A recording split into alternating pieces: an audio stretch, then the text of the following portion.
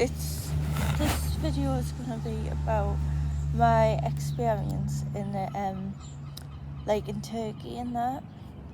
And for those people that know me, know like what's been going on and that. And I want to say as well, thank you for everyone for your kind messages as well.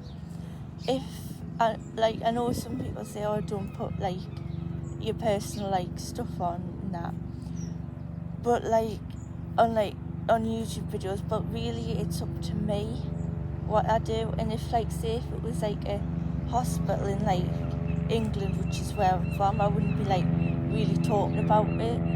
But like some people do put like make YouTube videos of like the life stories and that, and it's fine. At the end of the day, like it's up to you and that. Oh, that's loud. Playing or something. But anyway. So as people know, it was last Wednesday. I flied over to Turkey for a holiday. I was all excited and that. And then on the first day, well, when we got there, we just went to sleep in there because I can't remember when we got there. I think it was like, it might have been 12 o'clock in the morning or something, because like Turkey's 2 hours ahead of England, and the my flight time was at 5 o'clock English time, but it's a 4 hours journey to get there, and I was all excited and that. And then the first day, like in Turkey, like the first day there, my mum was like unpacking, and like she said to me, my dad, have a look around just to see where everything is, because like, it was the first time going to Turkey, so I was excited and that. And then after my mum finished packing, we just went to have a bit of a wander around and that. And I was hot, like I was like really hot, so I was like, oh, I just want to go in the pool and that. And my mum was like, we're looking around and that. I was like, I can't, I'm absolutely sweating. So what I did is I just jumped in the pool and that, and then so my parents got like a seat in there and got us drinks and that, and then I was just playing about in the pool. And then afterwards, there was like a cat. I can't remember when I saw the cat actually, but like there was different like cats. It was like when I went to, where was it again? When I went to Greece, there was always a cat, and like I was stroking this cat, and it was letting me stroke it. And then we went, because it was hot and that, we cooled down a bit in the room, because my mum was like, it's the first day, we don't want to get ill or that. So I was like, we cooled down in the room, and then there was like, we had a look at like the beach and that, because like there was a beach there, and like we sat down, and my dad was like, oh, we can come here again, because like there was a beach at the hotel and that. Max, what are you doing? So like, and I was playing in the sea and that a bit, and then we went to like, there was like this coffee shop, and like, so we went there, and I was talking to my boyfriend and his brother on video call and that, and having a good time. Max said, you really need to come over here right next to me and have a wee, like you've got all the other grass. And then so we went there, and then we came home. We went back to the hotel until like tea time and that, and then we had our tea, and I was totally fine.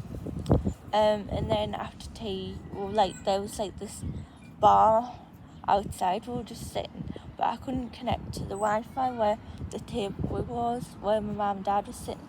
So I went and sat on the wall and just played on my phone in that. And then I started feeling dizzy, so I went back to the table to sit down, and I said to my parents, I'm scared, like I feel really dizzy, and my eyes started like spin, like when I couldn't really see well, I could see, but the room was spinning. So like they put us in my wheelchair, because like I have a wheelchair, because I have, like, I can't walk too far because my legs get tired. Good job I had the wheelchair, because I couldn't walk at all, otherwise I would have fell.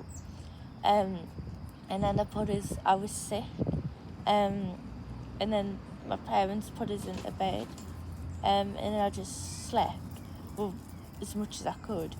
And then in the morning I was panicking, I shouted at my parents, I need medical attention.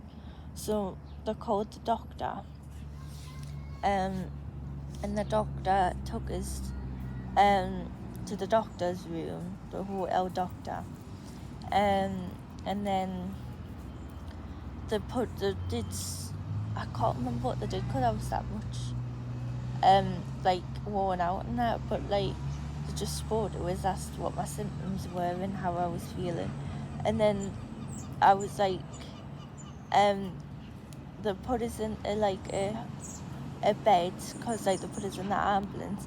Went in the ambulance, I got blue lighted, they had to put the sirens on and that, and I was just lying there like with my eyes closed and that, because like my eyes was just spinning and I felt dizzy.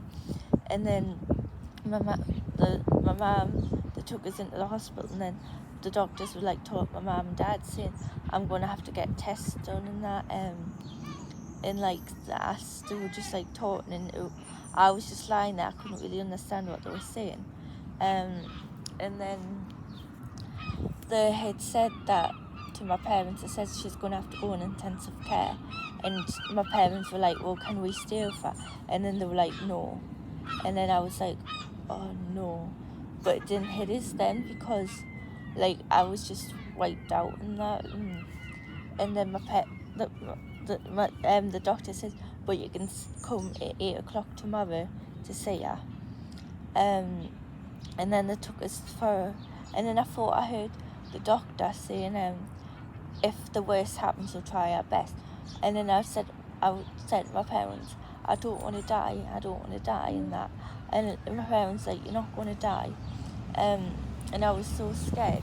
And then they took us to for a CT scan, but before that they says we're going to have to take any piercings out, so I had to take my nose ring out, and I didn't have earrings in, so that's fine.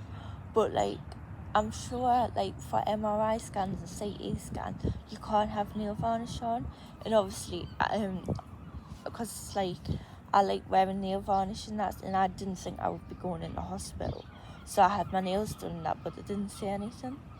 So I had a CT scan, and then I had an MRI scan, and then because I don't like loud noises, I panicked, so I was like, I need headphones and that for the MRI scan, and then they couldn't understand, so my dad was like, doing this action, she needs headphones, so they put like these, I don't know what, like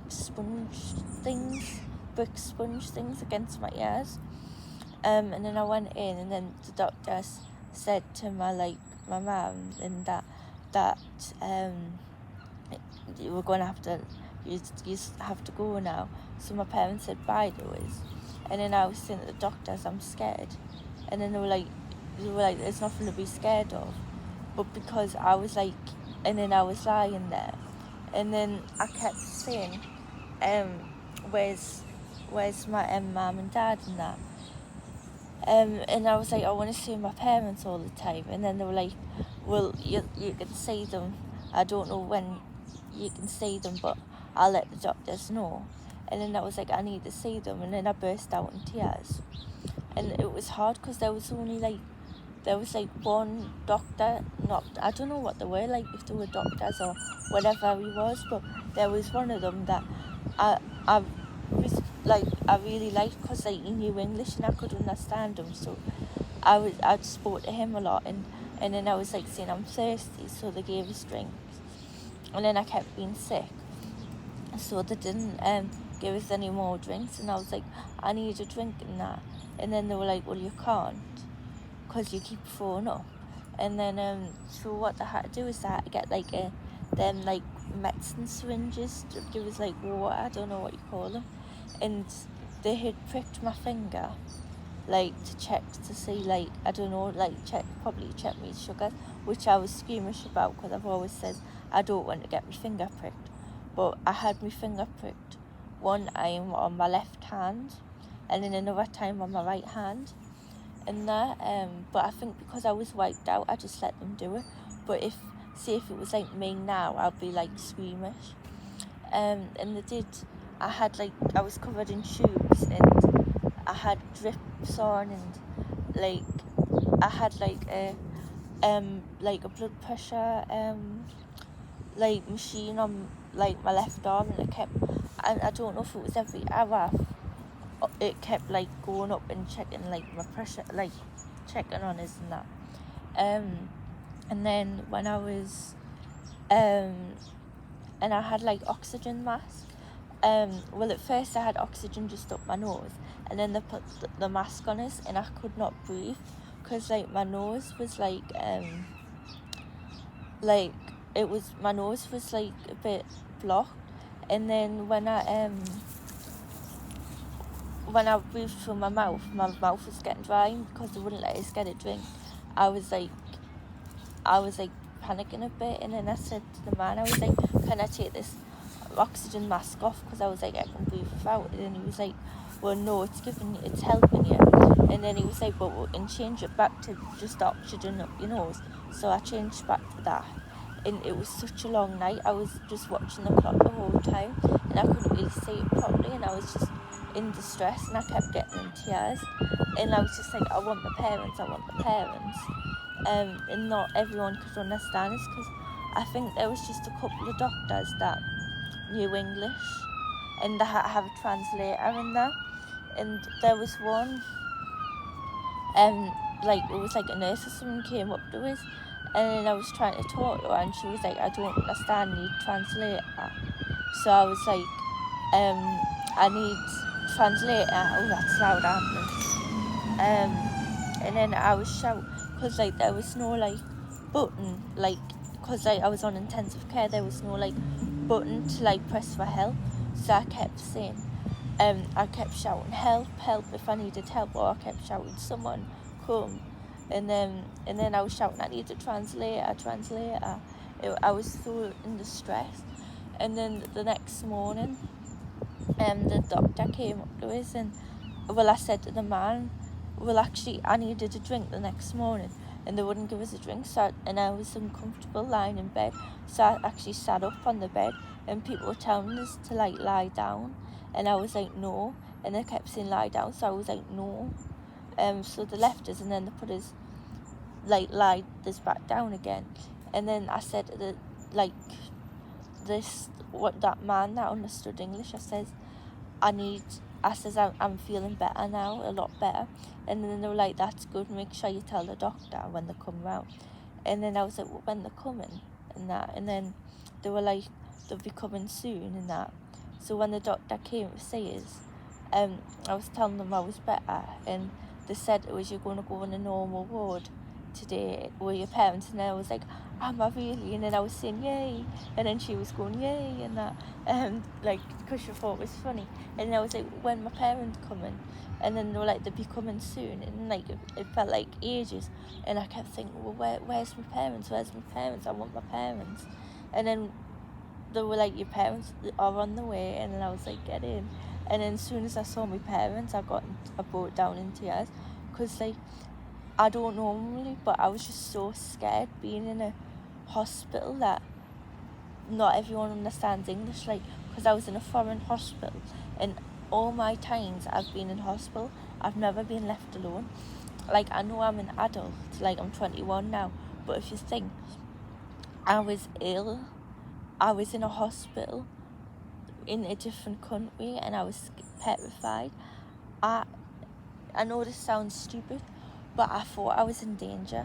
I literally thought like the hospital was like going to hurt us, just because I was overthinking too much, because I couldn't understand anyone, so I didn't feel safe.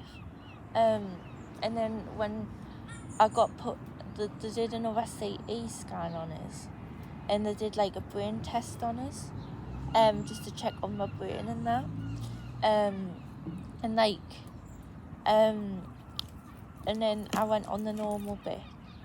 Well, no, I got put back in intensive care, and after my scans, and then I said, what am I doing back here?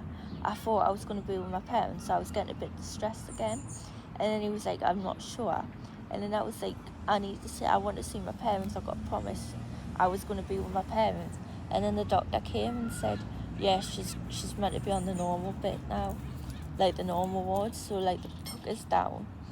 And then when I was with my parents in the normal ward, I felt so safe. And I was so hungry because I hadn't had anything to eat that day, because they wouldn't give us anything to eat, and then so like my dad was asking when they were getting like tea and that, like when the food's coming, and then they were like, I can't remember what they said. Oh yeah, they said 5 o'clock, and then it was late, and then they brought food in, so I was like, get in, and then the woman was like, no, it's not for you, it's for your parents, you can't have food. So my parents was like, well, she hasn't ate anything. And then as soon as she went, my parents gave us a bit of food to like boost my energy. Because like my mum knows what she's doing, like she just knows what she's doing and that. Like my parents knows best and they know what they're doing and that. And then the phone rang and they were wanting more money. So my mum's like, no, we're getting her out. So I got discharged. And then when I went back in the hotel, I was just ill the whole time, and well, like I was getting better, but like my mum booked an early flight for us because I'm meant to be still in Turkey now until Saturday, but because of my parents just wanted us to get better and that, so they booked a flight. I can't remember what day it was. Came back. My days are that mixed up with us being in hospital and that. But we came back and it's just so scary, and I found stuff out about like hospitals in Turkey that freaked us out and traumatized us a bit. There's been patients that if you can't pay, the hospital won't let them out, and if I knew that when I was in hospital, I would have been in tears the whole time, like non-stop panicking and having panic attacks. And actually, I have been having like panic attacks and anxiety. Like my mental health, like my mental health's a bit more better today, but yesterday I was absolutely traumatized and in distress and that. And it's just like, it's so horrible. I feel so bad for the families that are like struggling for money and can't get out of hospital. I don't think it's right, and I'm just so pleased that I'm from England and that, and I feel so much safer. Like I'm absolutely traumatized. Like I don't like the sun anymore. Like I'm scared. Like after I came out of hospital, like my parents were like, you can go in the pool and that for a bit if you want, and I was like, no, I'm too scared to be near the sun. And I love swimming. I absolutely love it. That's all I do when I go on holiday. And I was too scared to do that. And there was a water park, and I never even got a chance to go to the water park. And I was looking forward to it and that, but now I'm just too scared to like leave England and that. So it's like really scary experience, and I'm so pleased to be out of the hospital, and I just hope that the families that couldn't afford to pay, I hope like they get them out, because I don't think it's fair, and it's a scary experience, and I know if that happened to me, I'd be absolutely devastated and traumatized, and it's absolutely terrifying. But yeah, just like my parents were like trying to calm us down. Like they kept saying, well, you're home now, and that's so don't overthink and don't panic and that. But it's just like, it's really shocked us and that. Yeah, but I'm a lot better than when